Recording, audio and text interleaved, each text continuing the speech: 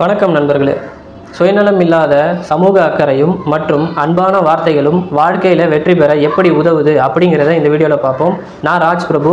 நம்ம சேனலை இதுவரை ஃபாலோ பண்ணலன்னா நம்ம சேனலை சப்ஸ்கிரைப் பண்ணிக்கோங்க. ஒரு நாட்டில் ராஜா தன்னுடைய சிப்பாய்களை கூட்டிகிட்டு ஊர் சுற்றி பார்க்கலான்னு வெளியே கிளம்புறாரு. அந்த நேரமாக பார்த்து வெளியே ஒரு வயசான பாட்டியை வந்து பார்க்குறாரு. அந்த பாட்டி என்ன பண்ணுறாங்க, சாலை ஓரத்தில் மரக்கன்றுகளை நட்டு வைக்கிறாங்க.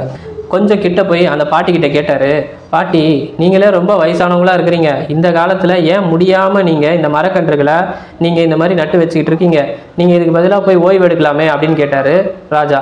இது போல் நீங்கள் கஷ்டப்பட்டு இந்த மரக்கன்றுகளை நட்டு வைக்கிறதுல உங்களுக்கு எந்த பலனுமே இல்லையே, எதற்காக இவ்வளோ கஷ்டப்படுறீங்க அப்படின்னு ஒரு கேள்வி கேட்டார். அப்போ அந்த பாட்டி சொன்னாங்க, ராஜா இங்கே சுற்றி பாருங்களேன், இங்கே இருக்கிற எல்லா மரமுமே வந்து பார்த்திங்கன்னா என்னோடய முன்னோர்கள் வச்ச மரம். இந்த மரங்கள் எல்லாமே வந்து எங்களுக்கு பலன் கொடுத்தது. அதே போல் இப்போ நான் வைக்கிற இந்த மரக்கன்றுகளும் இனி வரப்போகிறவங்களுக்கு எல்லாருக்குமே நல்ல பலன் கொடுக்கும் அப்படின்னு நான் நம்புகிறேன் அப்படின்னு சொல்லிட்டு அந்த பாட்டி சொன்னாங்க. இதை கேட்ட ராஜா வந்து ஆச்சரியத்தில், என்ன நம்ம ஊரில் இந்த மாதிரி ஒரு பாட்டி இருக்காங்களா அப்படின்னு சொல்லிட்டு ஆச்சரியத்தில் அந்த பாட்டிக்கு ஒரு 200 தங்க காசுகளை கொடுங்க அப்படின்னு சொல்லிட்டு சிப்பாய்களுக்கு ஆணையிடுறாரு. அவங்களும் வந்து 200 தங்க காசுகளை அந்த பாட்டி கொடுத்தாங்க. அந்த 200 தங்க காசுகளை வாங்கின பாட்டி என்ன பண்ணாங்க, ராஜாவை பார்த்து, ராஜா நீங்கள் சொன்னீங்களே இந்த மரத்தினால எனக்கு எந்த பலனும் இருக்காது அப்படின்னு சொல்லிட்டு, ஆனால் பார்த்தீங்களா இந்த மரம் நான் இப்போ தான் வச்சேன், ஆனால் எனக்கு 200 தங்க காசுகளை சம்பாரித்து கொடுத்துருக்கு அப்படின்னு சந்தோஷமாக சொன்னாங்களாம். இதை கேட்ட ராஜா, இந்த பாட்டி எவ்வளோ புத்திசாலித்தனம் இருக்குது அப்படின்னு சந்தோஷத்தோடு என்ன பண்ணாராம், இன்னொரு 200 காசுகளை அந்த பாட்டி கொடுங்க அப்படின்னு சொல்லிட்டு சொன்னார்.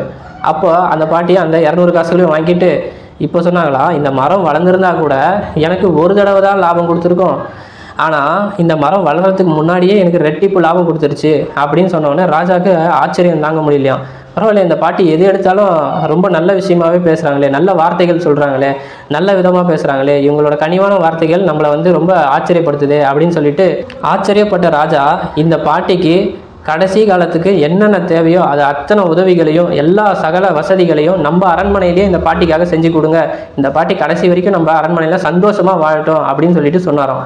சுயநலம் இல்லாத சமூக அக்கறையும் அன்பான வார்த்தைகளும் இந்த பாட்டிக்கு எந்த அளவுக்கு கடைசி காலத்தில் உதவிச்சோ அதே மாதிரி நம்ம எல்லாருக்குமே வந்து இந்த நல்ல இயல்புகள் கண்டிப்பாக கை கொடுக்கும் அப்படின்னு நான் நம்புகிறேன். நம்ம வீடியோ பிடிச்சிருந்தா நம்ம சேனலை சப்ஸ்கிரைப் பண்ணுங்கள், நம்ம வீடியோஸை லைக் பண்ணுங்கள். நன்றி, வணக்கம்.